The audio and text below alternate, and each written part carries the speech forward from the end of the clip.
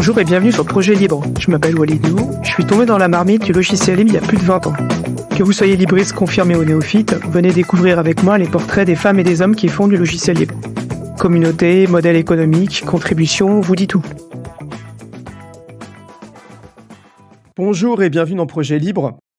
Merci à tous d'être là. Aujourd'hui, ça va être un épisode un peu spécial, ça va être un épisode en 2 parties. Et on va parler d'un projet sur lequel j'ai travaillé pendant 12 ans de ma vie et sur lequel j'ai appris en gros à peu près tout ce que je sais au niveau du logiciel libre. Donc ce projet s'appelle GLPI et il a 20 ans cette année. Et donc pour ces 20 ans, en fait, c'était un projet qui me tenait à cœur. Je voulais trouver un moyen de pouvoir faire un petit peu un retour dessus et parler un petit peu de ce que c'est GLPI, un peu ses spécificités et montrer aussi un petit peu ce que c'est que le développement d'un logiciel sur le temps long. Et pour ce faire, je suis pas tout seul.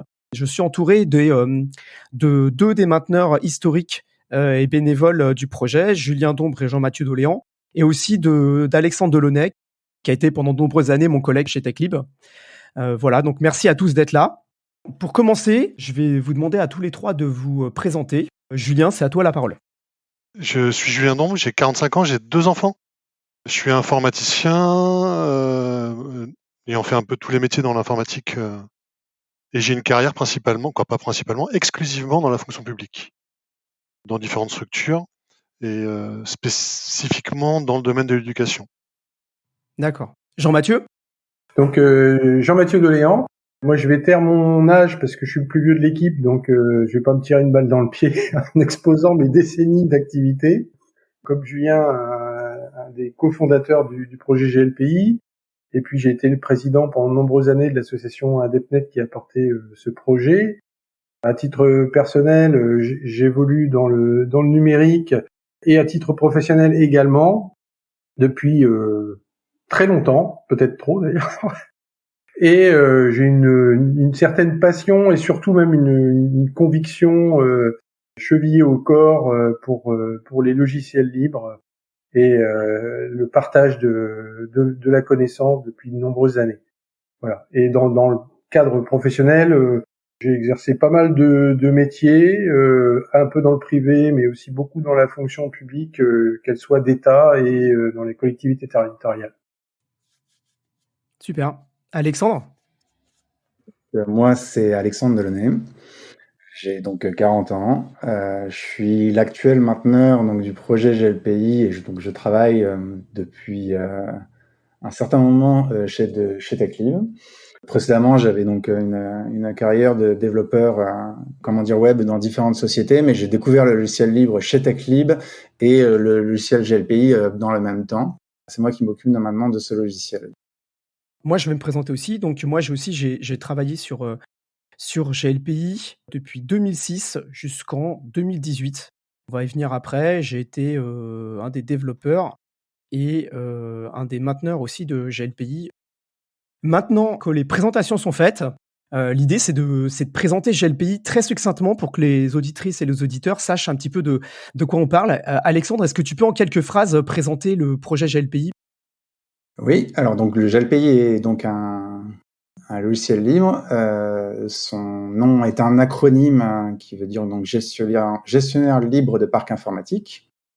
Il a donc plusieurs casquettes qui sont d'une part l'inventaire de matériel informatique et d'autre part la gestion du helpdesk, un système de ticketing qui permet donc de faire de l'assistance aux utilisateurs au son sein. Et s'ajoute à ça tout un ensemble de fonctionnalités supplémentaires telles que de la gestion de projet et divers outils qui vont se greffer sur l'une ou l'autre des 2 parties principales pour amener donc à ce qu'on appelle un outil, un ITSM en fait, donc qui permet donc de faire de la gestion d'un service informatique dans son ensemble. Julien et Jean-Mathieu, est-ce que vous pourrez nous expliquer un petit peu la naissance de GLPI ? On va faire un peu d'archéologie. En fait, c'est l'histoire en fait d'une rencontre surtout, un peu fortuite d'ailleurs, plus qu'une histoire technique. J'étais donc le président de l'association AdeptNet qu'on avait fondée avec à l'époque avec Basile Lebeau et puis d'autres amis. Et c'était une association qui œuvrait dans la promotion, le développement des logiciels libres, mais surtout autour des acteurs associatifs qui étaient un peu éloignés de ces concepts-là, et particulièrement sur à l'époque quelque chose qu'on appréciait beaucoup, qui étaient les systèmes de gestion de contenu. C'était assez nouveau à l'époque, hein. Et pour les acteurs associatifs, c'était un moyen technique de pouvoir avoir une présence sur le web, de s'exprimer facilement, sans connaissance technique préalable. À l'époque, on faisait pas mal de promotion, de formation, d'installation et déploiement d'un système de gestion de contenu assez célèbre qui s'appelait SPIP, enfin qui s'appelle d'ailleurs toujours SPIP, qui existe toujours. Et en fait, Basile, lors de ses activités, a travaillé pour une structure qui avait besoin d'un outil de gestion d'actifs informatiques. Et donc, il avait fait un peu le tour des logiciels libres qui existaient. Il n'avait rien trouvé de très probant, excepté un bout de code autour d'un projet qui s'appelait Irma, qui était un projet qui n'était plus maintenu. Son créateur original avait plus souhaité donner suite à sa production. Et lorsque Basile a travaillé sur ce code et les fonctionnalités, il m'avait demandé un coup de main sur les interfaces, etc.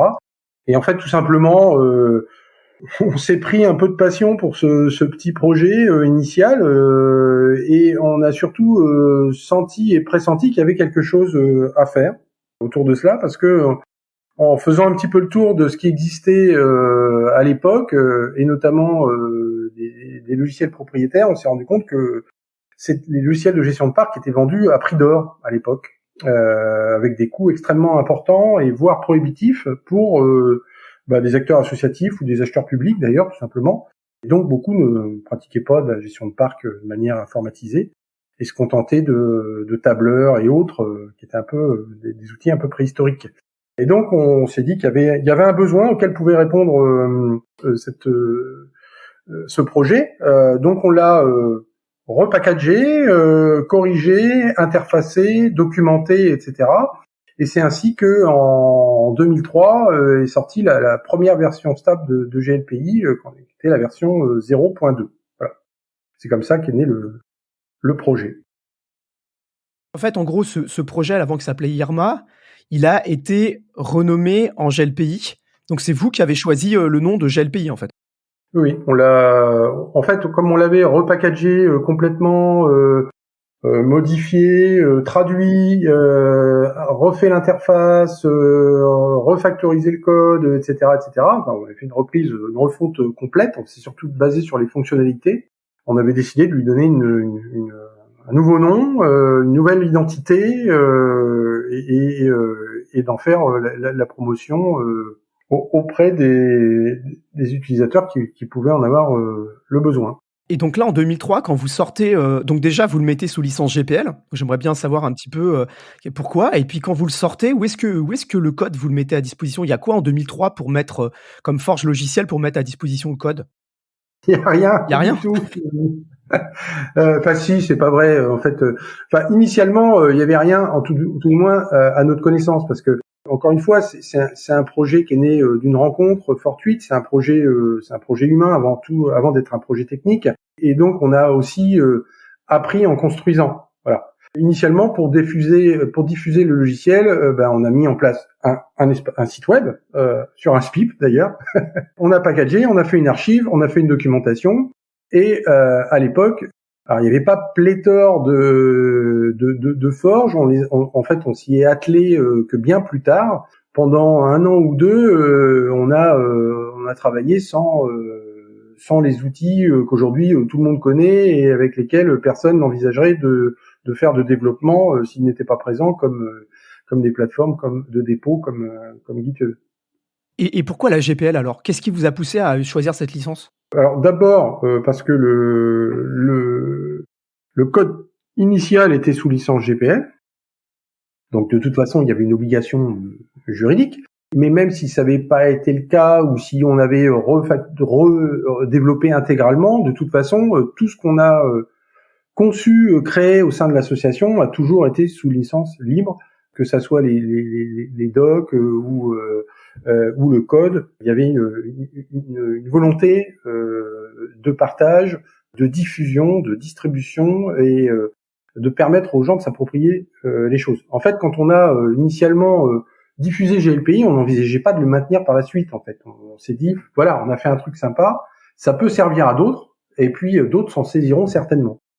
D'accord. Et toi, Julien, toi, tu es arrivé quand et comment, en fait, sur le projet GLPI? Moi, je suis arrivé en 2004 au vu de l'historique des commits sur le projet et de manière très intéressée au départ, très clairement.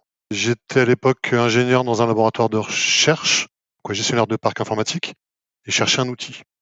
Et de mes recherches, au final, le seul outil libre à disposition, c'était GLPI. Donc au final, j'ai testé, ça me convenait et ça répondait à une grande partie de mes besoins. J'avais des problèmes avec cet outil, en particulier sur la partie authentification. Ça s'intégrait pas correctement au système d'information du laboratoire. Donc j'ai commencé à proposer des patchs.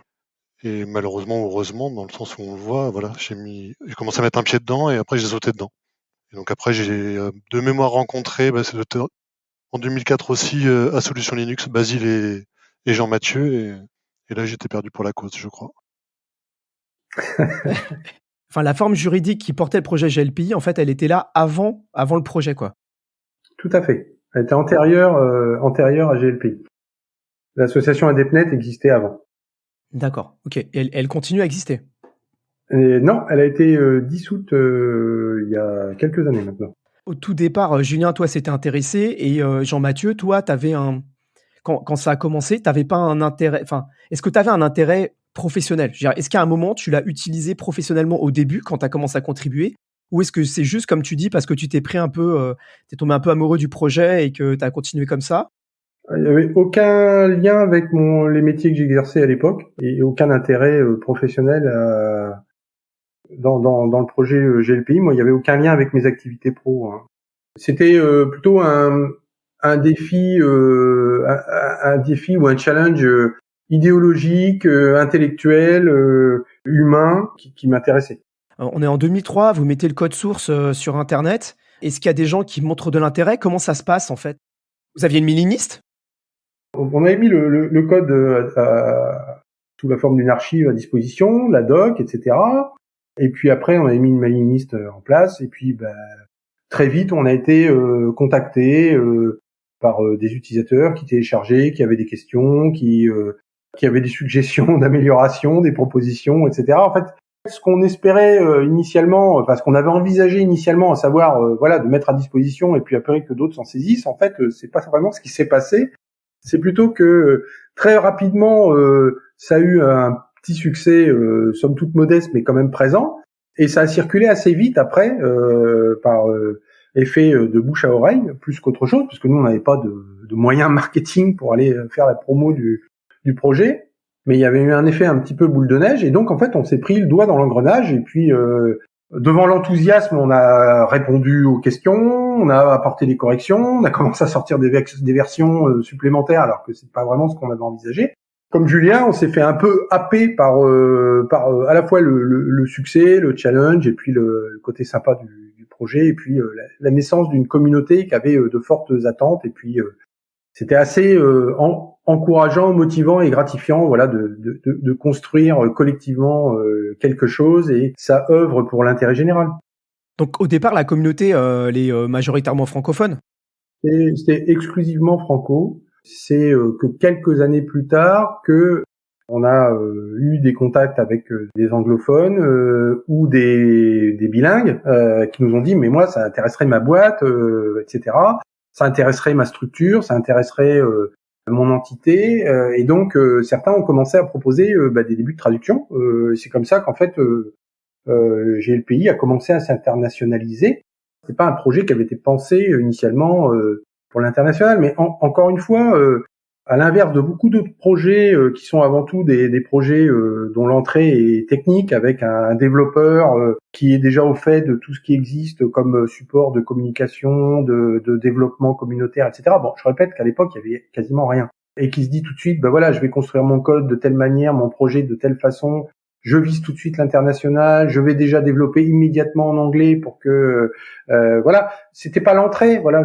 Alors après, on a fait les efforts nécessaires pour répondre aux sollicitations, mais l'internationalisation est venue d'abord sur les aspects traduction, puisqu'on a eu pas mal de contributions rapidement pour les traductions des dictionnaires de langue. Moi, je suis arrivé sur le projet en 2006, et au moment où je suis arrivé, on parlait de GLPI, mais on parlait surtout de OCS et GLPI. Et en fait, ce que j'aurais bien aimé que vous nous expliquiez, peut-être Julien, c'est votre rencontre avec l'équipe OCS. Comment ça s'est fait et comment vous avez commencé à travailler ensemble à l'époque? Et expliquer un petit peu ce qu'était OCS. Les rencontres avec OCS, initialement, j'avoue que je me souviens plus vraiment comment ça s'est fait et comment sont fait les premières accroches. Je sais pas si tu t'en souviens, Jean-Mathieu.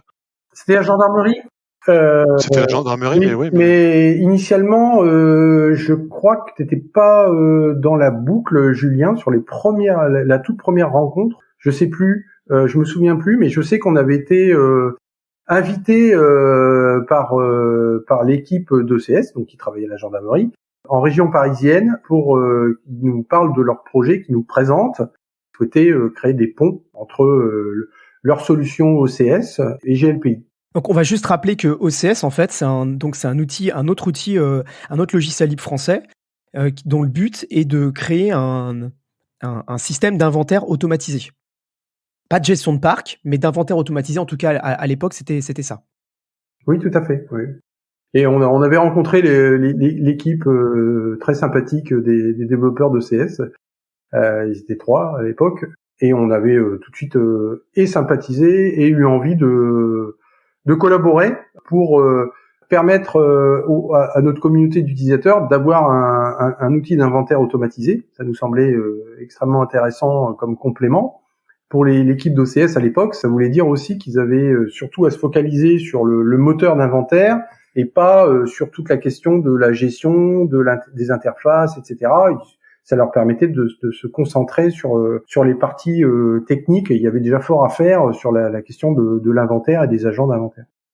Je me souviens, on les a rencontrés au moment où ils avaient déjà une interface, en fait. Ils avaient une interface graphique pour piloter leurs agents, et ils se posaient la question d'aller plus loin dans leur interface. C'est ça, oui. Oui, c'est ça. Et le lien avec GLPI a fait que ils s'y sont pas lancés parce que GLPI répondait à ce besoin-là. Pendant des années, en fait, ce qui a fait, entre autres, le succès de GLPI, c'était OCS plus GLPI, finalement. C'est ces deux logiciels qui étaient un peu un espèce de couple, je ne vais pas dire inséparable, mais qui finalement a fait qu'il y avait une solution libre et open source qui était concurrente à des outils propriétaires. C'est bien ça? Oui et non. Enfin, je vais nuancer un petit peu. GLPI fonctionnait très bien sans OCS et avait une communauté d'utilisateurs importante. Mais on va dire que l'arrivée du duo OCS-GLPI, ça a été un booster, notamment pour les grandes structures. Parce que la question des agents, en fait, elle se posait surtout pour les gens qui avaient les structures qui avaient des parcs importants. Toutes les petites structures, jusqu'à, je vais dire n'importe quoi, mais une centaine de PC à gérer, ça leur posait pas de problème de faire des imports CSV, de bons de livraison et autres pour avoir leur inventaire, ou de le gérer même à la main.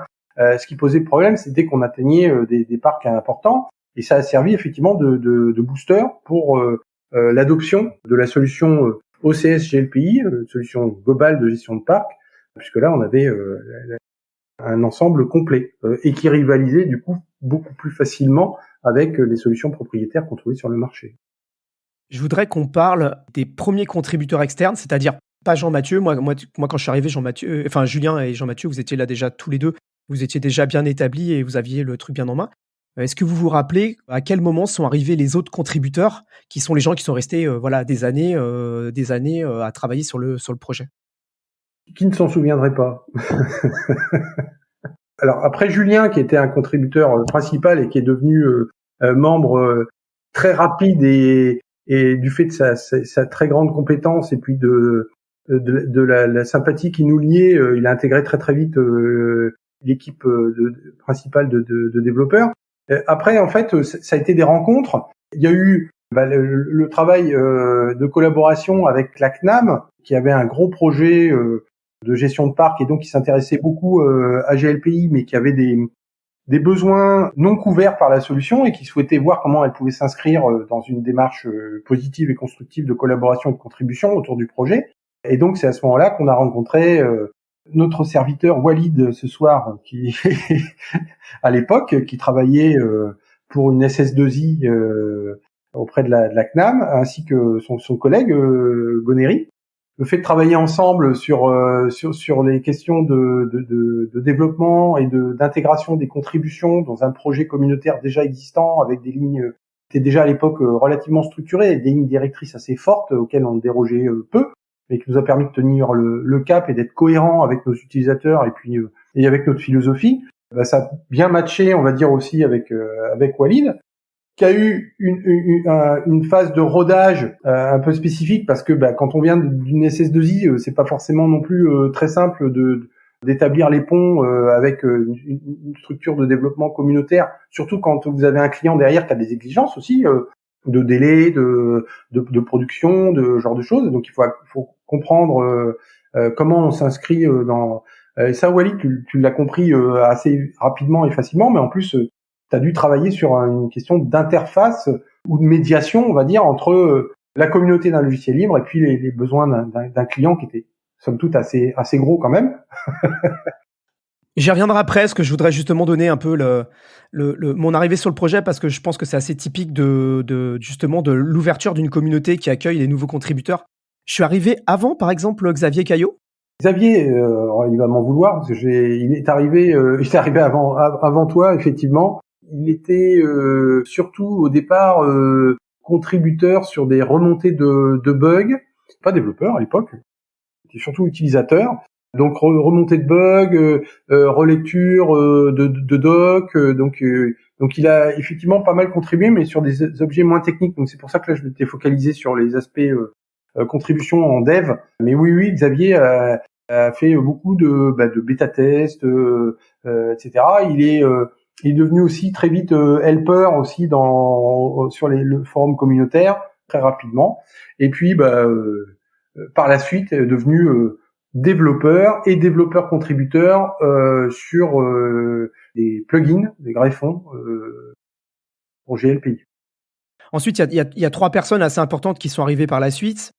Donc, Remy, Collet et Nelly Lasson sont arrivés à travers l'assurance maladie, parce qu'ils travaillaient là-bas, et se sont mis à contribuer eux-mêmes, ce qui est quand même je trouve assez intéressant qu'un client se mette finalement de lui-même à contribuer. Tout à fait. Julien, est-ce que tu veux ajouter quelque chose sur justement l'arrivée de ces différents contributeurs ? C'est les contributeurs qui ont permis déjà d'asseoir la notoriété un peu de GLPI de par la communauté qui grandissait, et surtout de donner la capacité au projet d'avancer plus vite. Et en particulier, la collaboration avec la CNAM a permis vraiment d'arriver à avoir un produit qui gagnait en assise technique pour des grands groupes. L'assurance maladie, à l'époque, de mémoire, le référencement qu'ils avaient était plus de 100 000 postes gérés. Voilà, c'était énorme par rapport à ce que nous, on envisageait même au départ du projet, où on était content quand on avait un utilisateur qui utilisait GLPI pour gérer ces 200 postes, quoi. Eux, ils sont arrivés, plus de 100 000 postes, avec mécaniquement les besoins et d'optimisation qui étaient nécessaires pour gérer ce volume-là. Et donc mécaniquement, ça a fait avancer énormément GLPI sur tous les aspects techniques. Je peux expliquer un peu, vu de mon point de vue. Un jour, mon chef vient me voir, moi et mon collègue Gonéry Le Boudeur, et il nous dit, donc on travaille chez Atos, grosse entreprise, on était dans le centre open source. Un jour, notre chef vient nous voir et nous dit, si ça vous intéresse, il y a une mission, on a un contrat cadre avec l'assurance maladie, vous pouvez aller faire de la gestion de parc et de l'inventaire automatisé. Bon, il n'y connaissait rien, on ne savait même pas ce que c'était. On arrive là, on regarde les projets, Gonéry savait faire du Perl, donc il va chez OCS. Moi, je faisais du PHP et du LDAP, je me suis dit, ok, j'ai le pays. Et là, en fait, les premières contributions, déjà, c'est aller sur IRC, commencer à se présenter un petit peu, faire 2-3 petites contribs, envoyer quelques patchs, etc. Arriver vraiment très, discrètement et humblement, quoi, parce que, en fait, on connaît personne. Vu de ma fenêtre, ça s'est bien passé au départ. À un moment, il a fallu aller plus loin, et là, nous, on a organisé une rencontre physique, justement, pour pouvoir se rencontrer, parce qu'on allait être amené à travailler pas mal ensemble, finalement.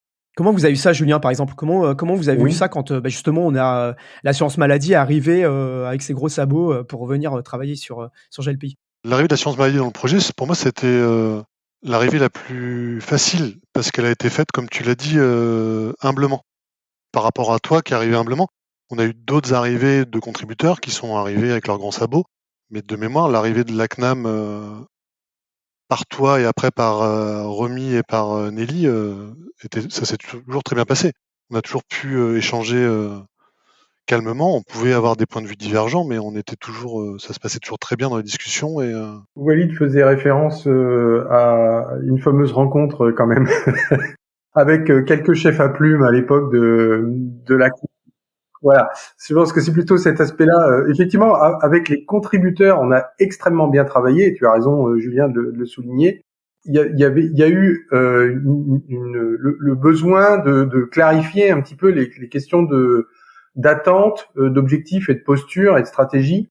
Et moi, je me souviens d'une réunion un petit peu particulière où on a rencontré des chefs à plumes de la CNAM TS qui nous avaient abordé un petit peu de haut quand même à l'époque, et puis en insistant assez lourdement sur, je me souviens très bien de la question, c'est est-ce que vous êtes content qu'on utilise votre projet?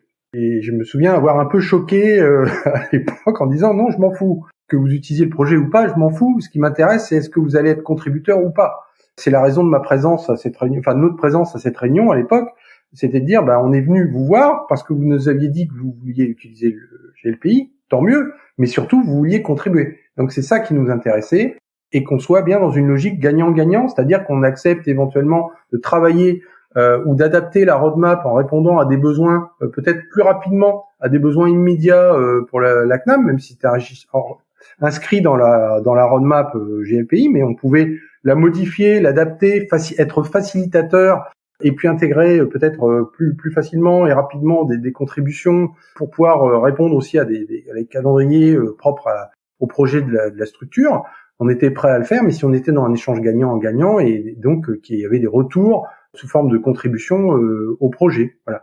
Et c'est vrai que naturellement, en fait, on nous avait abordé comme si on était un éditeur de logiciels propriétaire et qu'effectivement on était content, on allait sabrer le champagne parce qu'on avait remporté un contrat avec une grosse entité publique, sauf que c'était pas le cas, il n'y avait pas de contrat, il n'y avait pas d'espèce sonnante et trébuchante, mais ce qui nous intéressait c'était les contributions qu'allait pouvoir apporter la CNAM via ses contributeurs, via son prestataire. Une fois dit tout ça, ce sont les contributeurs entre eux qui se sont parlé, les développeurs entre eux, et on a pu avancer de la manière la plus intelligente et la plus constructive et productive possible pour le bien du projet, ce qui a permis à GLPI de grossir très vite sur les questions de gestion des grosses structures, les questions de performance dont parlait Julien, qui a passé des nuits et des nuits à régler ces problématiques de performance de l'application sur des très gros parcs. Et puis aussi une professionnalisation aussi plus intensive de GLPI, notamment grâce aux contributions de Romy et de Nelly sur les questions utiles aussi, qui ont été force de proposition et très fortement contributeurs sur les questions d'intégration utile. C'est une contribution qui a été extrêmement fructueuse pendant plusieurs années. Je vais juste rappeler pour les auditrices et les auditeurs qui ne connaissent pas que ITIL, c'est un ensemble de bonnes pratiques pour organiser un service informatique. Sur GLPI, ça a beaucoup, ça a beaucoup impacté la partie helpdesk, donc la partie ticketing. Moi, ce que je voulais aussi savoir pour finir sur ce point-là, c'est jusqu'à l'arrivée en fait de l'assurance maladie, vous n'aviez pas de contributeurs développeurs à temps plein. À partir du moment où on est arrivé, il y a commencé à avoir des contributions à temps plein. Ensuite, par la suite, il y a David Durieux qui est arrivé aussi, qui a commencé à faire des contribs. Comment vous êtes organisé justement pour faciliter le fait de pouvoir contribuer avec des gens qui, eux, sont payés, ce qui n'était pas votre cas pour travailler sur GLPI en fait? Comment on s'organisait? On s'organisait pas, je crois. On y passait nos soirées, nos week-ends et nos vacances. On a passé beaucoup de temps, c'est vrai, mais alors d'abord Julien était extrêmement efficace, il faut le dire. Bon, il est peut-être encore, je sais pas, mais en tout cas à l'époque, il était extrêmement efficace avec un niveau de productivité assez impressionnant. On s'inscrivait nous dans une logique de best effort. On recevait des contributions, on mettait un point d'honneur à répondre le plus vite possible, à intégrer le plus rapidement possible et le mieux, parce que c'est une question de respect de la contribution. Et c'est aussi d'ailleurs pour ça qu'on en a eu beaucoup, parce qu'on laissait pas les gens attendre 10 mois qu'on étudie ou leur patch ou leur proposition ou qu'on leur réponde. Je nuancerai un peu, on s'est quand même organisé en termes de structuration, de process. On a beaucoup écrit sur à l'époque les forges qu'on s'est constituées nous-mêmes, donc on a beaucoup outillé On avait les roadmaps automatisés, les gestions de tickets associés. Aujourd'hui, ça fait rire tout le monde parce que c'est disponible pour n'importe qui, mais à l'époque, il a quand même fallu monter des serveurs, installer des forges. On en a changé je sais pas combien de fois d'ailleurs, parce que le projet naissait et vivait et mourait. On a géré avec du CVS, avec du SVN, avec du Git. Enfin voilà, mais on a aussi beaucoup structuré et outillé en process formalisé. Voilà. Donc du coup, quand un contributeur arrivait, on l'orientait facilement vers le wiki communautaire qui gérait les aspects vers la forge, et où tout était expliqué. Comment on faisait une contrib, par quel process ça passait, comment on sortait une nouvelle version, comment on inscrivait des éléments dans une roadmap, comment on validait des specs, comment elles devaient être écrites pour être compris par tous, etc. En fait, on a énormément travaillé sur la structuration du projet, pas du code, mais c'est beaucoup de temps, et beaucoup de réflexion et beaucoup de neurones, et ça a permis une intégration beaucoup plus rapide de nouveaux contributeurs. Il y avait deux choses. Il y avait une communication synchrone sur IRC, globalement, et une communication asynchrone. Il y avait une mailiniste et effectivement, il y avait toutes ces specs, etc. De temps en temps, il y avait des réunions le soir parce que vous faisiez les réunions le soir qui était le moment où vous étiez disponible. Donc, nous aussi, on faisait des réunions comme ça, etc. C'était en fait un mélange des deux où, alors que vous étiez au boulot, souvent d'ailleurs, vous aviez une tête sur IRC et vous répondiez et tout ça. Et moi, ça m'a toujours pas surpris, mais ça m'a toujours bluffé de voir que vous étiez capable d'être là sur IRC et de répondre dans la journée, de regarder ce qui se passe, alors que vous aviez un boulot. Oui, on y a consacré beaucoup de temps, soir, week-end, vacances et autres. Les pauses du midi, je me souviens, je mangeais un sandwich et puis je répondais sur le forum. Parce qu'on avait aussi un forum communautaire avec beaucoup d'utilisateurs auxquels il fallait répondre. C'est des choses qu'on a fait à une époque parce qu'on était passionnés, parce qu'on y croyait, parce qu'il y avait beaucoup de demandes, parce qu'on avait aussi des retours très motivants et très positifs des gens. Voilà, on était dans quelque chose de très émulant. Maintenant, c'est une chose est certaine, et d'ailleurs l'histoire le montre, c'est que ça peut pas se faire indéfiniment. Alexandre, toi, t'es arrivé quand sur le projet GLPI ? En quelle année ? Alors exactement en octobre 2010, avec mon arrivée chez TechLib, et être embauché en tant que développeur. Je découvre GLPI à ce moment-là précisément. Le logiciel libre, je connaissais déjà un peu, j'étais beaucoup utilisateur au sein de mes précédents emplois. Très vite, on m'a mis sur des projets donc de production, des développements, des projets d'intégration, on va dire, de GLPI chez des clients de TechLib, et sur lequel cela nécessitait énormément donc de développement. Et donc en 2010, je crois que je vous rencontre vous deux, Julien et Jean-Mathieu, en janvier 2011, puisqu'on a fait la FOSDEM ensemble à ce moment-là. Et j'avais produit à ce moment-là, en quelques mois, mon premier plugin, donc qui était une interface mobile. Et donc voilà, c'était aux alentours de ces années-là, 2010-2011, où j'ai commencé mes premières passes d'armes sur le logiciel, quoi. Alors, il y a un sujet que j'aimerais vraiment aborder parce qu'il est très, je trouve, en tout cas dans l'écosystème français à l'époque, il est très atypique. Je pense que c'était aux alentours des années 2009, quelque chose comme ça. À un moment, vous commencez à travailler sur un système de partenariat entre l'association Indeptnet et les différents intégrateurs, puisqu'il y en avait plusieurs. Donc, Xavier travaillait chez un intégrateur, David Durieux était lui-même intégrateur, nous, on était intégrateurs, il y en avait d'autres qui arrivaient, etc. Et je pense que ce système a été assez unique, finalement. Je ne sais pas d'où vous l'avez sorti, mais en tout cas, je n'ai pas l'impression qu'à ce moment-là, d'autres projets aient essayé de suivre cette voie de la même manière. Est-ce que vous pouvez nous expliquer un petit peu, soit Julien, soit Jean-Mathieu, un peu en quoi ça correspondait ? Mon souvenir sur la date, c'était aux alentours de 2008 que ça a été constitué, mais en fait, les réflexions, elles étaient antérieures. On avait souvent des échanges avec Julien sur le fait qu'on était régulièrement sollicité par des utilisateurs pour des demandes de prestations et de développement.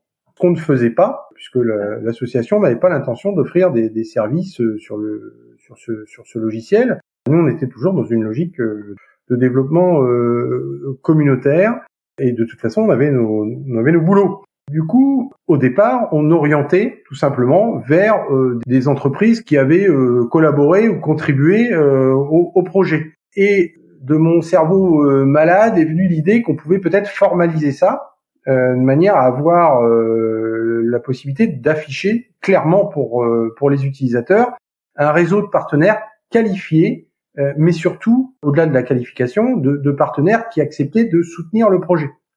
Voilà. Parce que je trouvais que c'était important quand un client, une entreprise ou un acheteur public devait choisir un prestataire, qu'il sache quel était le prestataire qui allait jouer le jeu ou pas du logiciel libre et de la contribution.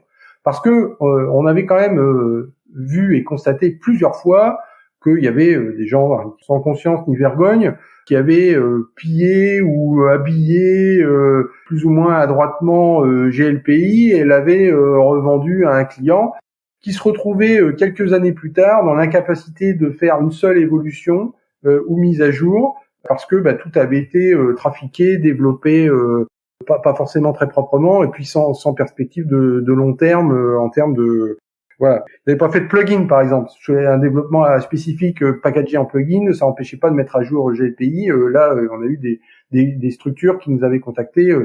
Certains, des fois, les larmes aux yeux en disant, mais on peut plus mettre à jour, on peut plus rien faire. Ben non, ils étaient coincés, quoi. Donc, on avait souhaité un peu rendre les choses beaucoup plus lisibles et saines pour nos utilisateurs. Et puis, en même temps, donc créer un réseau de partenaires qui soutiendrait l'association pour assurer l'évolution du logiciel, puisqu'on espérait à moyen terme pouvoir pourquoi pas embaucher des développeurs à temps plein pour travailler sur le maintien, la maintenance de GLPI. Vous vous rappelez un peu des termes ou pas? Globalement, je sais plus. Des termes. Je ne me rappelle plus exactement à quoi vous vous engagiez. Il y avait des choses quand même qui étaient un peu contraignantes pour vous, qui étaient bénévoles, quoi. Oui, c'était surtout sur une logique de best effort, sur le fait qu'on s'engageait à traiter les contributions rapidement, à répondre aussi aux interrogations de nos partenaires, à les informer de l'évolution de la roadmap. C'était pas tellement des engagements d'ordre contractuel, parce qu'on ne pouvait pas. C'était plutôt des engagements moraux pour faciliter la vie des partenaires qui s'engageaient à soutenir le projet, pour lesquels on avait parfaitement conscience qu'il fallait quand même répondre à des contraintes clients aussi. Donc on comprenait les contraintes. Donc on témoignait d'une compréhension et d'une prise en compte de ces contraintes dans notre fonctionnement aussi. Voilà. Ce qui rassurait un petit peu tout le monde sur la façon dont on pouvait collaborer. Après, voilà, le réseau de partenaires, il s'est constitué avec des gens qui contribuaient déjà depuis quelque temps. Donc, ça a été surtout une formalisation de l'engagement aussi de ces partenaires à soutenir le projet. Voilà. Et donc, les partenaires soutenaient financièrement le projet. Moi, ce que je voulais savoir, Julien, c'est quand ça s'est mis en place et que vous avez commencé à avoir les premiers partenaires, quels ont été les premiers effets en fait? Qu'est-ce que ces contributions financières et ces contributions tout court ont fait sur le projet? Sur le projet en termes de contribution, ça n'a rien changé. Comme le disait Jean-Mathieu, c'est plutôt la validation de contributions et de partenariats qui étaient déjà existants. Mais ça a surtout permis, pendant de mémoire au moins 5 ans, de pouvoir financer, même si on n'a jamais réussi à financer un développeur à temps plein, de financer moi mon travail sur une journée. Donc pendant 5 ans, je me suis mis à temps partiel pour GLPI et que pour GLPI. Même si je suppose, mais ça j'aimerais bien avoir votre retour là-dessus, même si je suppose que ça n'a pas forcément atteint les objectifs que vous auriez potentiellement imaginé, les effets ont été quand même concrets, quoi, réels. Bien sûr, tout à fait. Je sais pas, est-ce que vous aviez des objectifs et j'allais dire un peu avec le recul, côté justement gestion communautaire bénévole, qu'est-ce que vous en tirez en fait de ces problèmes de partenariat avec le recul? Mais je réagissais, c'est le terme, tu parles de problème de partenariat, pour moi il n'y avait pas de problème. Enfin, on a initié le réseau de partenaires en 2008. On a constitué un réseau qui s'est enrichi au fur et à mesure.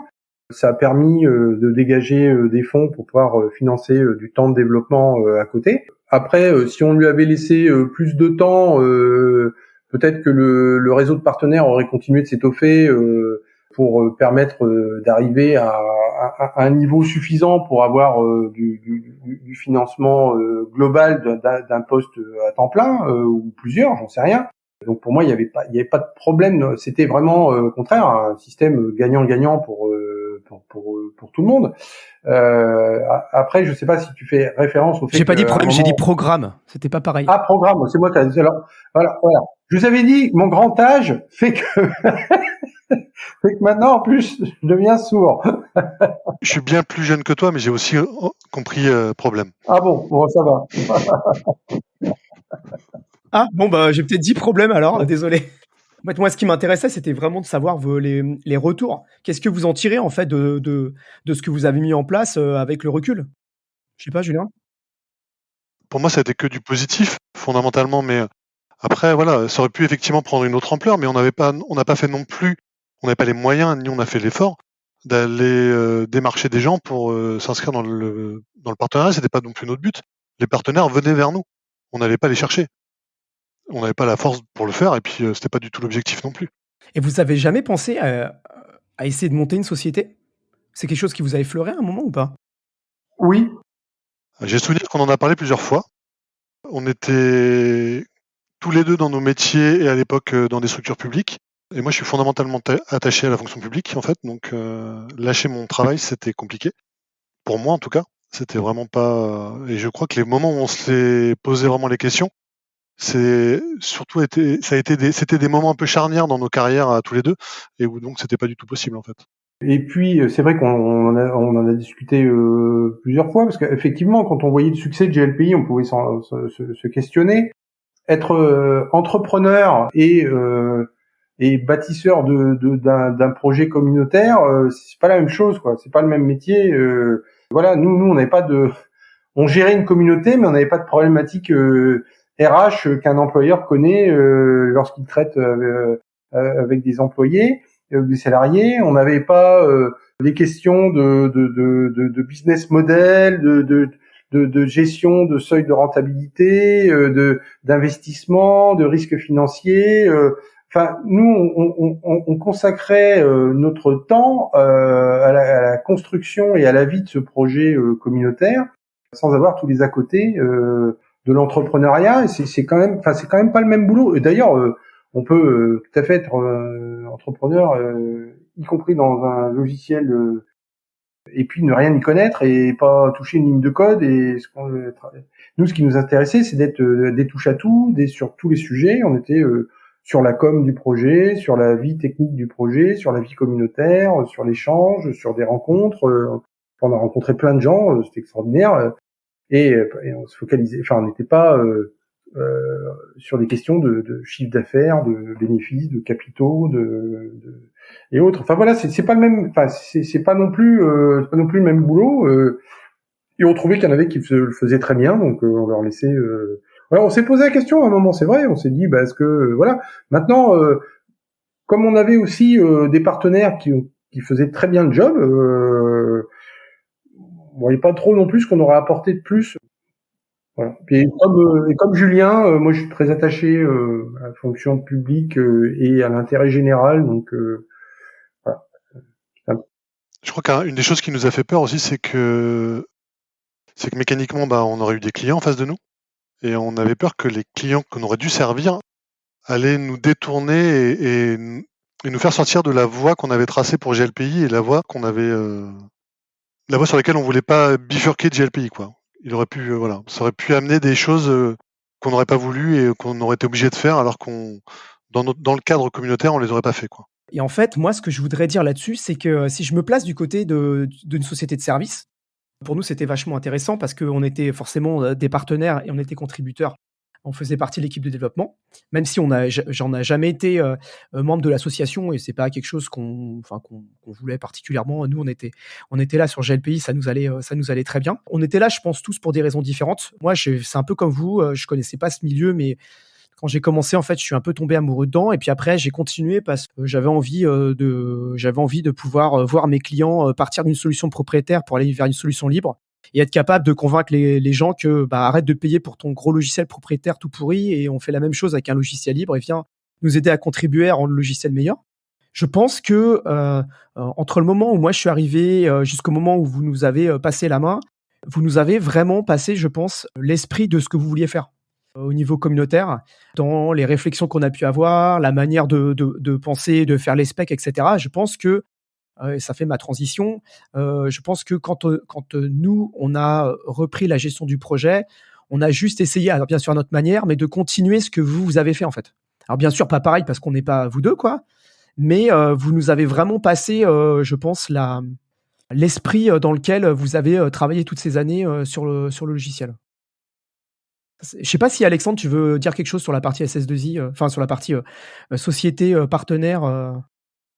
Oh non, parce que cette période-là particulièrement, j'étais encore relativement nouveau à la fois sur le projet et même dans ma carrière, et donc du coup, je suis pas sûr d'avoir des souvenirs particuliers, que ce soit d'un point de vue économique ou ce genre de choses. Moi, j'ai fortement apprécié le début de l'aventure avec tout le groupe était passionnant, et enfin moi en tant que nouveau développeur, c'était quelque chose que de mes précédents jobs, je voulais justement travailler dans une communauté de logiciels libres ou ce genre de choses, et c'était vraiment un moment extrêmement passionnant, que ce soit avec donc les personnes externes de TechLib, donc au sein de la communauté .NET, mais aussi les gens de TechLib qui m'ont porté, donc que ce soit toi Walid ou Goneri qu'on a évoqué précédemment. C'était vraiment assez exceptionnel sur le moment, quoi. Mais sinon non, comme je disais, j'étais assez nouveau sur le moment, et mon avis est moins pertinent, je pense, sur cette partie-là, du coup. Alors maintenant, je voudrais qu'on passe cette troisième partie et dernière partie d'entrevue sur cette période de transition. À quel moment vous faites le constat qu'en fait, en gros, il faudrait certainement changer des choses? Comment sont amenées les réflexions qui vont ensuite arriver en 2015 au fait que finalement, vous passez la main à l'entreprise TechLib? Moi, j'ai un peu une mémoire de poisson rouge dans toute cette histoire, donc je me souviens pas de la réunion avec la CNAM sans qu'on m'en reparle. Donc, je saurais pas faire le rapprochement. On est arrivé sur un moment de GLPI où on avait construit GLPI pendant 10 ans en essayant de rafraîchir l'historique, mais en ayant un legacy sur les aspects techniques. Et donc on s'est posé la question à un moment donné d'une réécriture complète qui pouvait être nécessaire, parce que voilà, on traînait un certain nombre de choses. On était sur du PHP d'il y a des années 2000. Arrivé tout ce qui était modèle MVC, sur lesquels on n'était pas du tout là dans GLPI à l'époque. Donc on s'est posé cette question-là. On a beaucoup échangé, en particulier avec l'ensemble des contributeurs, avec David Durieux, avec toi Walid, avec d'autres gens, sur qu'est-ce qui était pertinent, comment on pourrait faire. Mais je suis pas certain que cette volonté ou cette idée de réécrire complètement ait un impact sur la décision de passer la main, en fait. Jean-Mathieu donnera son avis après, mais je pense qu'on était surtout arrivé, en tout cas pour ma part c'était le cas, à une étape de ma vie personnelle qui faisait que j'aspirais à autre chose. Et certainement une forme de lassitude du modèle. Voilà. Même si encore à l'époque de mémoire j'étais encore à 80% et encore j'avais encore une journée disponible pour GLPI, donc ça c'était très très agréable pour moi, parce que j'avais vraiment une journée toutes les semaines pour me libérer du travail et vraiment me donner à 100% pour GLPI, donc ça c'était très très confortable. Mais je pense que personnellement j'étais arrivé à une lassitude et surtout à un tournant de ma vie personnelle qui fait que c'était le moment de passer la main. Tournant de vie personnelle, typiquement, voilà, on a passé la main 6 mois après, mon premier garçon est né, quoi. Donc voilà, c'était On n'avait pas reparlé avec Julien de cette époque, donc j'écoutais avec beaucoup d'émotion ce qu'il disait, mais je pense que en fait il y a eu une conjonction d'éléments qui ont amené à cette décision de passage à un partenaire, de transmettre le flambeau à un partenaire du projet GLPI. Effectivement, Julien l'avait bien dit, mais c'était un peu sous-jacent dans mes explications précédentes quand j'ai dit on travailler un peu en mode turbo, on peut pas travailler indéfiniment, mais c'est vrai. Il y avait, ils sont pas dans l'ordre, mais il y avait un état de fatigue. Ça faisait 10 ans qu'on portait le projet contre vents et marées, jour, nuit, week-end, vacances, parce que on n'a pas dit, mais pour faire vivre la communauté, on organisait aussi des séminaires délocalisés, on invitait tout le monde. Je me souviens de Coding Weeks aussi avec Julien, passé bon nombre de nos vacances jusqu'à 6h du matin à refaire des développements, etc. Mais bon, voilà, c'est une époque. On s'est vraiment beaucoup amusé et enrichi. Comme toute chose, ça a une fin. À la fois, il y a une fatigue intellectuelle, psychologique, physique, et puis effectivement une aspiration aussi à d'autres choses d'un point de vue personnel, peut s'entendre. Après, il y a eu aussi, par rapport au projet lui-même, sans parler de la dev team, le projet lui-même, nous on trouvait qu'on avait fait un petit peu le tour et que pour avancer plus loin, on était arrivé à la conclusion qu'il fallait réécrire GLPI pour répondre aux aspirations ou aux lignes directrices qu'on souhaitait former pour les 10 années qui suivaient la vie prochaine pour GLPI en fait.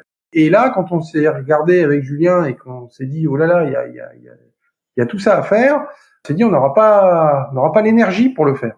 Donc on s'est dit est-ce qu'on est encore les bons parents entre guillemets pour s'occuper de GLPI? Voilà, est-ce qu'on est encore les bonnes personnes pour s'occuper de GLPI, en prendre soin et l'emmener plus loin? Naturellement, on est arrivé à la conclusion que non. Et donc il fallait envisager de transmettre le flambeau de manière plus formelle. Après, on aurait aimé que naturellement des contributeurs passaient de padawan à grand maître naturellement, mais ça s'est pas fait parce qu'en fait, sans doute par la force des choses, les gens peut-être voulaient pas forcément remettre en cause notre légitimité, ou je sais pas, ou c'était aussi peut-être pour des questions de confort aussi, se dire voilà, on a toujours affaire aux grands sages qui sont les gardiens du temple, et puis voilà, ça donnait aussi plus de liberté en tant que contributeur. Enfin, je n'ai pas d'explication forcément claire et nette sur le sujet, mais enfin, l'état de fait a fait qu'on n'a pas eu naturellement de gens qui ont repris le projet de manière naturelle. Donc, on s'est dit voilà, il faut faire un grand Big Bang, et puis qu'on contacte nos partenaires pour leur proposer de reprendre le projet, mais en expliquant bien ce qu'on voulait pour GLPI, et en vérifiant auprès de chacun qu'ils étaient en capacité de le reprendre selon les lignes directrices et fondatrices du projet. Voilà. Parce que sinon, je veux dire, on aurait pu tout simplement, sinon fermer les portes et puis laisser le code à disposition, et puis il y aurait bien naturellement quelqu'un qui l'aurait fait. Mais nous, on souhaitait aussi sauvegarder l'intérêt de la communauté et assurer les choses dans le temps. Je m'aperçois que j'ai oublié de citer quelqu'un qui joue un rôle assez important dans la suite du récit, que c'est un oubli de ma part, c'est Pascal Aubry, qui est donc le fondateur de TechLib, et qui a toujours cru en GLPI depuis très très longtemps, qui a été un peu l'architecte du changement de gouvernance du projet. Voilà, et personne avec qui vous aviez d'ailleurs de mémoire des très bons rapports, si mes souvenirs sont bons. Pascal, ça a été un des premiers à œuvrer et à travailler avec nous sur le réseau de partenaires. Il avait bien compris et la logique et l'intérêt mutuel qu'il pouvait y avoir. Pascal s'est toujours inscrit dans une logique gagnant-gagnant, donc on s'est très bien entendu dès le départ. Quand on a proposé la reprise du projet, il y avait d'autres candidats. On a fait le choix du partenaire qui présentait le maximum de garanties pour la continuité, la pérennité du projet, l'engagement du respect de la philosophie et de la licence du projet, et puis la capacité aussi du partenaire à mettre des moyens, parce que si on transmettait le flambeau, c'était pas pour que le projet vivote, mais c'est bien pour lui donner les moyens qu'on n'était pas en capacité de donner au projet. Voilà. Donc c'est comme ça que la transition s'est faite. Ouais, je pense que c'est vraiment important. On a lâché parce il y avait une lassitude, il y avait tout ça. Il y avait plein de facteurs. Mais le facteur principal, c'est qu'on voyait qu'on n'arrivait pas dans le modèle qu'on avait mis en place à donner à GLPI vraiment l'envergure qu'on attendait pour le projet, quoi. C'est assez clair, et nous, pour l'avoir vécu de l'intérieur, on sentait bien la lassitude, et moi, je le dis à chaque fois, mais je suis extrêmement admiratif du temps que vous avez passé de manière bénévole. Je ne sais pas si j'aurais pu passer autant de temps de manière bénévole Donc, en 2015, on fait un communiqué de presse commun pour annoncer le changement de gouvernance du projet. Le fait que donc TechLib, c'est-à-dire en gros, dans les faits, Alexandre et moi, quoi, On va reprendre la suite. Qu'est-ce qui se passe pour vous à partir de ce moment-là? Après, j'expliquerai de notre côté, ça n'a pas été de tout repos, quoi. Mais ce que je voudrais, c'est que vous expliquiez, vous, comment vous avez vécu ça, en fait. Qu'est-ce qui s'est passé une fois qu'on a publié ce communiqué? Bon, on avait les boules quand même. C'est pas évident de laisser son bébé après 13 ans d'allaitement là, jour et nuit. Ça a été douloureux, ça a été un peu compliqué. Après, on s'était engagé à assurer une transition la plus douce possible pour le projet, pour les équipes qui reprenaient le projet, parce que tous les outils de gouvernance, nous on en avait la parfaite maîtrise, mais c'était pas forcément le cas de ceux qui reprenaient. Enfin voilà, on a assuré la transition la plus douce possible pour la communauté aussi. On a essayé de laisser quelque chose le plus propre possible. Ça a été on a eu les boules, c'était un peu douloureux le détachement, mais en même temps un soulagement aussi. Enfin pour ma part. Pour moi, la transition un peu plus douce parce que je suis passé des couches de GLPI aux couches de mon enfant, donc voilà, c'était pas. J'ai juste changé de bébé, quoi. Et ça, et humainement, ça fait passer beaucoup de choses. Comment vous avez vécu après l'annonce, les réactions des gens? Plus ou moins bien. Enfin, on a eu de tout comme réaction, Julien. On a eu des réactions très positives en disant bah oui, on comprend, vous avez bien fait, on respecte, merci pour tout ce que vous avez fait. On va dire que ça a été la majorité des réactions. Et puis on a eu des réactions un peu bizarres de certaines personnes qui nous ont littéralement engueulés. On s'est fait traiter de salauds parce que on a abandonné le projet et on les a abandonnés potentiellement. Des réactions un peu particulières, un peu bizarres. Bon, je pense que c'était aussi des fois une façon d'exprimer une certaine tristesse, mais de manière un peu agressive ou maladroite. On a bien apprécié et bien pris les réactions positives et plus ou moins bien reçu les réactions un peu négatives. Bon, moi j'ai toujours eu un franc-parler, donc quand j'estimais que les gens dépassaient un peu les bornes, il y a eu des recadrages un petit peu brutaux, mais voilà. Parce que encore une fois, on estimait qu'on ne devait rien à personne, si ce n'est à nous-mêmes initialement. Après, tout ce qu'on faisait, c'était par bonne volonté et par respect pour les autres, mais fondamentalement, on ne devait rien. Sauf que certains pensaient qu'on devait quelque chose. Oui, les réactions ont été diverses, mais on a essayé d'expliquer au maximum le pourquoi on l'avait fait et surtout le choix, il a vraiment été guidé vers la pérennité du logiciel et la meilleure solution de notre point de vue pour les utilisateurs sur le long terme. C'était vraiment ça l'objectif et c'était le mot d'ordre derrière GLPI et derrière tout le travail qu'on a pu faire, c'était toujours pour les utilisateurs. C'était le mot d'ordre qu'on véhiculait tout le temps, on fait toujours quelque chose pour les utilisateurs et tout ce qu'on fait, on le fait pour la communauté. Et cette passation, elle a été aussi faite dans ce sens-là. Même si elle a pu être douloureuse pour nous, elle était nécessaire, je pense pour nous personnellement, mais elle était aussi nécessaire pour la communauté. Je pense qu'avec Alexandre, on va pouvoir expliquer un peu, nous comment on a vécu ça. Je pense qu'on en parlait juste avant, on n'était pas du tout prêts à ça. Quand ça nous est tombé dessus, on était super contents, mais on était là genre oulala, écrasés par la tâche quoi. Tellement de choses à faire. Et ça s'est fait honnêtement assez vite, il me semble.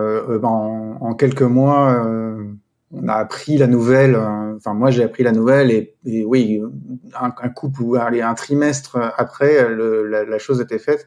Et donc, du coup, oui, il a fallu se mettre en ordre de bataille très très vite de ce point de vue-là, quoi.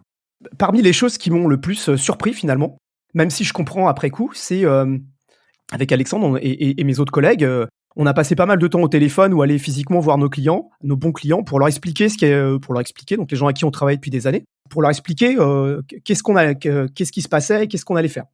Et en fait, on a eu énormément de réactions de manière communautaire ou de gens qui n'étaient pas forcément proches de nous, ou même d'autres qui étaient proches de nous, qui en gros nous ont quasiment littéralement accusés d'aller refermer le projet.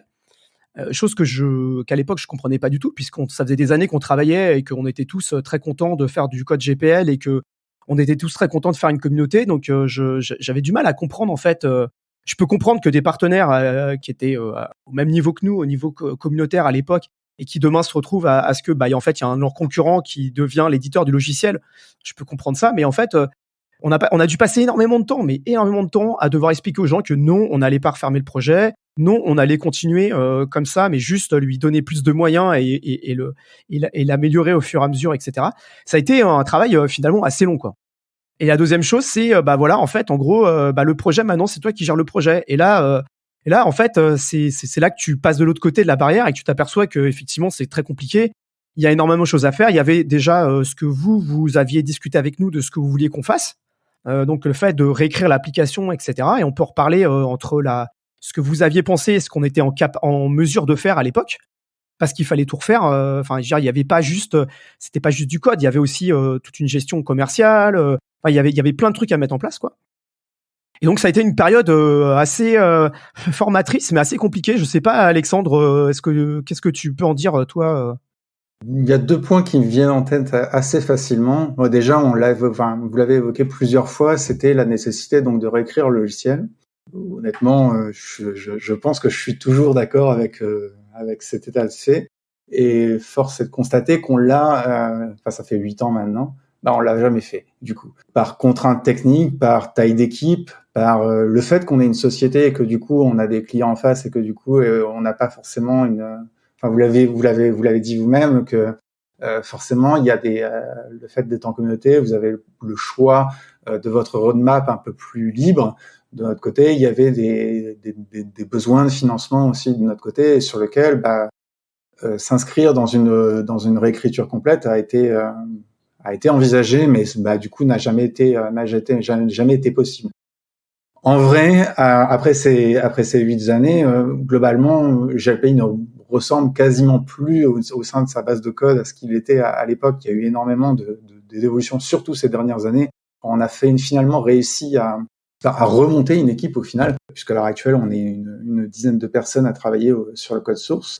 Mais à l'époque, on était il y avait Walid et moi, et on avait un jeune développeur avec nous. On a essayé de recruter des personnes supplémentaires, et au final, on s'est rendu compte que c'était pas envisageable de s'occuper de ça.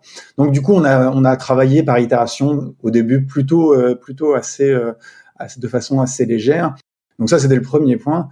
Et le deuxième point, c'est surtout que il y avait effectivement une communauté, comme vous en parliez, mais il y avait surtout aussi un ensemble donc de partenaires, de sociétés commerciales dont nous on faisait partie. Et donc du coup, on a été, je sais pas comment dire, choisi pour faire cette reprise pour diverses raisons. Mais du coup, il y avait les sociétés en face qui se retrouvaient donc en concurrence avec l'éditeur. Il y a eu un choix qu'on a fait d'un point de vue commercial, qui a été de dire, on ne fait plus d'intégration sur le logiciel et on laisse l'intégralité en fait de ces revenus en fait aux partenaires existants ou aux futurs qui vont nous rejoindre. Et nous, on va se concentrer sur des prestations payantes, donc d'amélioration de la roadmap et ou du support. Et donc au début, ça a été très difficile, mais au final, ça a plus ou moins marché. Et j'imagine qu'on en parlera dans l'épisode suivant. Il y a des choses qu'on a gardées très clairement. Toute la philosophie du logiciel, sur les fonctionnalités, etc. Il y avait un héritage qui était excellent, quoi. On a juste essayé de chercher effectivement des financements supplémentaires. Il y a une deuxième chose dont on n'a pas parlé, c'est effectivement que contrairement donc à tout ce que tout le monde pensait, le code source n'a pas changé de licence, c'est resté de la GPL. Le code source était toujours disponible. Il a changé récemment, cela dit, mais il est resté sur une GPL du coup. Ouais. Il y a des transitions de mainteneurs qui s'effectuent plus ou moins bien ou pas. En tout cas, nous, on s'est placé dans la continuité de ce que vous avez fait, Julien et Jean-Mathieu.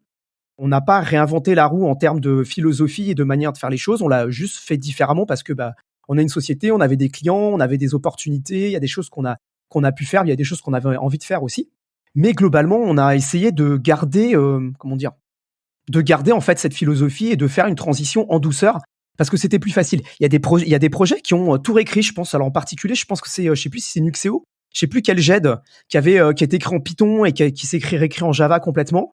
Il y a des projets qui se réécrivent, mais finalement, je pense que c'est pas la majorité. Pour une partie des raisons qu'a expliqué Alexandre, je pense, c'est parce que après la réalité économique, je suppose, fait que c'est quand même hyper compliqué d'avoir 2 équipes différentes qui bossent sur 2 technos différentes. Julien, Jean-Mathieu, quels sont vos retours là-dessus ? Comment vous voyez les choses finalement avec le recul ? Et par rapport à ce que vous aviez imaginé ? on avait passé le flambeau. Après, on passait pas le flambeau en disant il faut réécrire. Passer le flambeau, après, vous deveniez les gardiens du temple. Et nous, cette réécriture complète, on a mené le projet pendant 13 ans en faisant évoluer les choses en douceur comme vous l'avez fait depuis aussi. Et le code de la 02 n'a strictement rien à voir avec le code de la dernière version avant qu'on vous passe la main. Donc, on a fait ça pendant 13 ans. Et c'est peut-être aussi ça qui nous a fait peur, comme ça a pu vous faire peur, la réécriture complète. Voilà, c'est... En vrai, enfin, je pense qu'on est, nous, enfin, tous les deux, on était très enthousiastes à l'idée de faire une réécriture complète du logiciel. On aurait aimé faire ça en vrai, mais bon, ça a été, ça n'a pas réussi comme ça in fine, quoi. Moi, j'ai souvenir dans les discussions qu'on pouvait avoir à l'époque sur la réécriture complète, ce qui nous posait un réel problème dans le modèle associatif, c'était de se dire, si on réécrit complètement, il nous faut au moins 1 an. C'est-à-dire que pendant 1 an, on bloque toutes les évolutions pour les utilisateurs. Et donc, on risque d'avoir une perte de communauté pendant 1 an où on sortait un peu de notre ligne directrice de faire évoluer GLPI pour les utilisateurs. Voilà. Julien a un peu tout dit. Alors, moi, j'aurais aimé voir GLPI NG, ne serait-ce que par curiosité. Voilà, ce projet de réécriture, on avait quand même fait une avance de phase, on avait même un POC, hein, donc on avait quand même pas rien. J'aurais aimé, par curiosité, voir si on, voilà, par curiosité technique, si les choix qu'on avait fait, les précaux qu'on avait vus et les avancées fonctionnelles qu'on envisageait étaient pertinentes ou pas. Voilà, ça m'aurait amusé de le voir. Je suis comme Julien, nous on n'avait pas imposé aux partenaires qui reprenaient le projet de réécrire GLPI. Voilà, on avait expliqué ce qu'on avait fait et où on en était, et on comprend tout à fait qu'il y avait un existant, il y avait une communauté à satisfaire, et puis après dans le cadre d'un business model, voilà, il y a des contraintes et financières et de clients et de financement et autres. Voilà, il n'y a pas de souci. Avec le recul, moi j'ai le sentiment que le contrat moral, il a été respecté. Je veux dire, le logiciel est toujours sous licence libre. Il y a toujours une communauté existante. Après, il y a eu des évolutions dans le modèle économique, mais même dans le positionnement du partenaire, puisqu'il est passé d'intégrateur à éditeur, proprement dit, de la solution, et la partie intégration, elle est confiée aux partenaires. Donc, c'est des évolutions de modèle. Moi, ce qui me fait plaisir, c'est que on fête les 20 ans de GLPI cette année, que GLPI est toujours là, qui visiblement continue de satisfaire bon nombre de structures. J'ai rencontré des informaticiens d'une grosse collectivité qui me disaient on va déployer GLPI chez nous, voilà. Enfin, donc ça prouve que ça continue encore de s'étendre et puis de répondre à des besoins.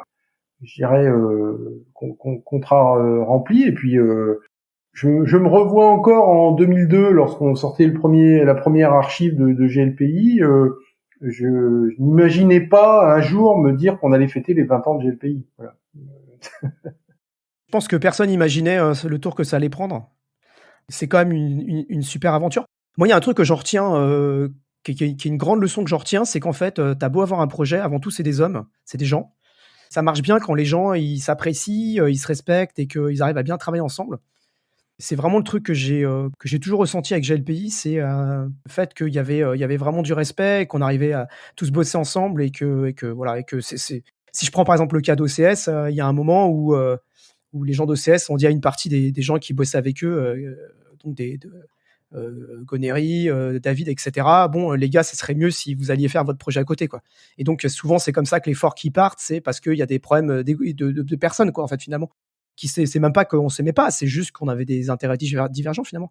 Et sur GLPI, on a réussi à avoir ça, un but commun et tout ça, et bien bosser ensemble. Moi, c'est vraiment un truc que j'en retiens et que j'ai toujours essayé de garder par la suite. Merci, c'est sympa, on prend. Moi, j'insiste toujours, GLPI, c'était pas un projet technique, parce que techniquement, il y avait rien de compliqué à faire un GLPI. Ça n'a pas été un projet non plus de diva. Ah ouais, j'en ai vu plein, hein, des projets comme ça, ou même des fois des gens qui sont venus nous voir en nous disant votre projet c'est de la merde, c'est même pas fait en je sais pas quoi, le dernier langage à la mode, c'est même pas hébergé sur telle plateforme parce que c'est la plateforme à la mode. Et puis votre machin, il roxe pas, il est pas international, il est pas ci, il est pas ça. Voilà.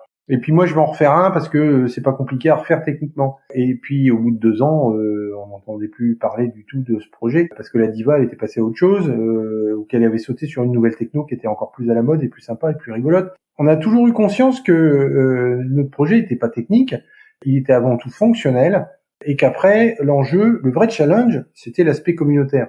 Voilà. C'était le lien fort qu'on entretenait avec nos utilisateurs, la communication qu'on était capable d'avoir avec eux, les échanges, etc. Enfin voilà, nous on trouvait que c'était avant tout une aventure humaine plus qu'une aventure technique, donc on l'a toujours piloté comme ça.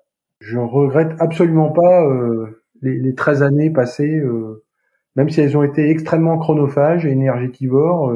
Ça a été un formidable moment de vie et une très belle aventure humaine. Oui, j'allais dire, je donne la parole à chacun d'entre vous pour faire un mot de la fin, puisqu'on arrive à la fin de cette interview. Julien? Non, mais je confirme, c'est clairement des très belles années de ma vie. Donc, j'ai pris énormément de plaisir autour de GLPI. J'ai aussi beaucoup appris sur plein de choses qui me servent aujourd'hui dans mon travail. GLPI, c'était une communauté avec des gens très variés, très divers. Donc, il a fallu réussir à faire travailler tout le monde ensemble, à tirer le meilleur de chacun, chacun avec ses qualités et ses défauts. C'était pas tous les jours facile, mais je pense qu'on y est arrivé. Un des éléments, moi, qui me marque peut-être le plus dans cette aventure, c'est la rencontre avec Jean-Mathieu, parce que c'est peut-être de ça que j'en retire le plus, parce que c'est quelqu'un d'exceptionnel déjà. C'est le genre de personne qu'on rencontre pas souvent dans sa vie, en fait. On en rencontre peut-être un ou deux. Je sais même pas comment décrire ça, parce que voilà, c'est quelqu'un qui vous apporte, et donc qui m'a énormément appris pendant toutes ces années. Voilà. Est-ce que j'ai le droit de pleurer? Merci Julien, en tout cas, je suis très touché par ce que tu viens de dire. Parce que je sais qu'en plus, c'est pas forcément des choses que tu dis facilement, donc ça a d'autant plus de valeur. Mais je dirais aussi que j'ai eu la chance de rencontrer aussi des gens exceptionnels, et tu en fais partie parce que sans toi, GLPI n'aurait jamais pu être ce qu'il est. Et puis à titre personnel, voilà, j'ai pas juste rencontré des gens qui ont contribué, j'ai aussi et je me suis fait des amis. Ça vaut son pesant d'or. Alexandre, tu veux aussi donner un mot de la fin?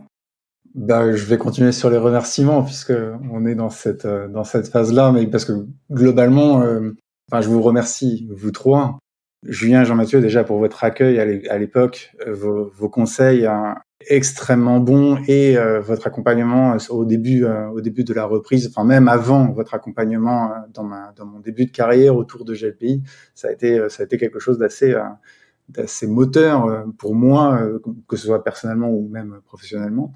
Évidemment aussi Walid, à l'époque, qui était plus ou moins mon mentor. J'étais vraiment un jeune développeur à l'époque, et ça m'a permis aussi de décoller très fortement, quoi. En tout cas, merci. Ouais, j'insiste, je vous remercie tous les trois pour ça, du coup, pour le projet, mais aussi pour votre accueil et pour vous-même, quoi. Je vais conclure en faisant moi aussi des remerciements. Quand je suis arrivé sur GLPI, j'avais 29 ans, j'étais totalement immature. Je savais pas du tout comment ça marchait le logiciel libre. Et vous avez pris le temps nécessaire pour faire en sorte que j'arrive à contribuer et à m'insérer dans le projet. Et c'était vraiment super parce que c'était ce que je voulais, faire du logiciel libre. À travers GLPI, j'ai eu j'ai eu plein d'opportunités, déjà personnelles, puisque finalement mon meilleur pote c'est Goneri, on se voit encore et on se parle encore tous les jours, et on s'est rapprochés grâce au projet. J'ai passé des super années avec vous, avec Romy, avec Nelly, avec David, etc. On s'est quand même bien marrés tous. On a eu quand même la chance de vivre des trucs super. Je pense par exemple un fork avec un lancement de projet au FOSDEM, enfin des trucs quand même assez incroyables qu'on fait pas tous les jours. C'était super, quoi. Et mais vraiment, voilà, moi je pense que tout le monde se considère un peu comme les mentors des autres. Donc moi, je dirais que voilà, Julien et Jean-Mathieu, j'ai vraiment appris une bonne partie du métier avec eux, quoi. Donc merci beaucoup. Et ça me fait vraiment hyper plaisir de voir que GLPI est toujours là aussi et que ça continue. Et c'est un des mots, le mot de la fin que je voulais. Deux mots de la fin. Le premier, c'est que on est dans un monde où il faut tout faire tout de suite, et on voit très bien que dans ce cadre-là, les choses elles prennent du temps, et que c'est normal, et que ça permet de faire correctement les choses. Et la deuxième chose, c'est que je me suis beaucoup renseigné, j'ai beaucoup lu, et en fait, Il n'y a pas beaucoup de littérature sur une bonne transition de mainteneur. Et pourtant, dans les projets, quand ça marche bien, c'est que souvent il y a des bonnes transitions de mainteneur. Et là, on en a parlé d'une, demain on en parlera d'une deuxième. Merci beaucoup à tous les trois. Et pour les auditrices et les auditeurs, si vous avez aimé cet épisode, dans quelques jours sortira le 2e épisode. Si ça vous a plu, n'hésitez pas à en parler autour de vous, à les partager sur les réseaux sociaux.